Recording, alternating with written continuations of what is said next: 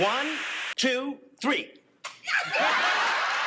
Archie Bunker, a quintessential American, forged in the unyielding fire of the Great Depression, tempered by the brutalities of World War II. A man who learned young that life was a ceaseless fight and that the world rewarded only those who clung fiercely to their beliefs. But if anyone disagrees with you, they're either thrown into jail or called a meathead, right? That's right, because this is American land that I love. For Archie, hard work wasn't just a virtue. It was a lifeline. And America, for all its flaws, was the only place where a man like him could dream of something better.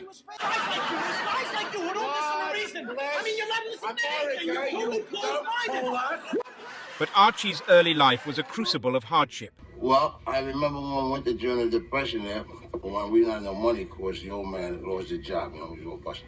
So I couldn't go to school with only one shoe. But my mother, she found a boot, so I had a shoe on one foot there and a boot on the other. A shoe and a boot, shoe boot. So the kids called me Shoe Booty. Archie learned that the world would break you if you didn't harden yourself against it. He busted that hand once, and he busted her on me. He came of age in an era of black and white morality, where right and wrong were as distinct as the lines of a clenched fist. And then came the war.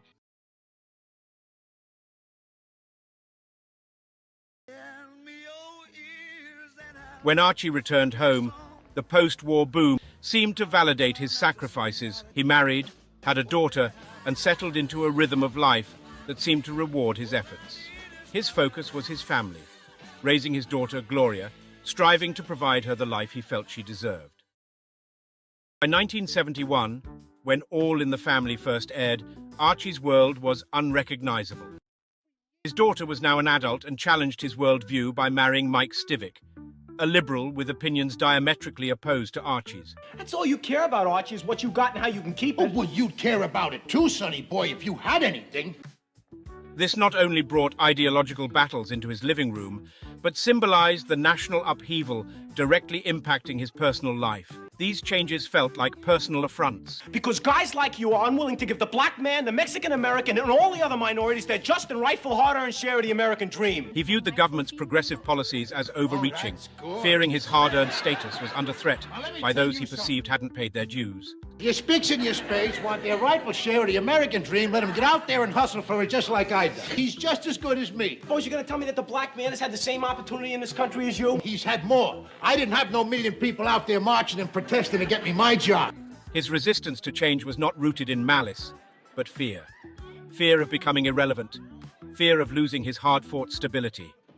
Archie's tough exterior, his prejudiced remarks, were defenses against a world he felt was stripping away his identity. 1 million dogs and cats decorating the streets of this neighborhood, and she comes barefooted.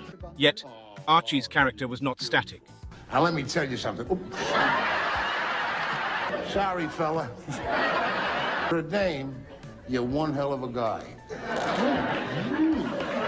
A pivotal moment of introspection came in an episode where he confronted the possibility that his father's harsh lessons might have been flawed. Your father was wrong! Tell me my father was wrong. He said if they put my brains in a bird, the boy would fly back. Your father, the breadwinner of the house there, the man who goes out and busts his butt to keep a roof over your head and clothes on your back, you call your father wrong? Hey. Pop would belt you, you'd never cry. I mean, even when it was my fault, you'd never even snitch on me. My father, he shoved me in a closet for 7 hours, teach me to do good. Of course, he loved me. I don't know why Pop wasn't proud of you. He was nuts. Yes, he was, Arch. Aye. My old man used to call people the same things as your old man. Was he? This realization prompted Archie to reconsider some of his most deeply held beliefs, sparking a subtle transformation. They put me full of blood. What blood? Black blood, boy. You gives me the right to call out a whole gang of black blood brothers. I'm blacking up, see? And if we catch you guys on any courses, we're gonna come up here, we're gonna bust your honky hind.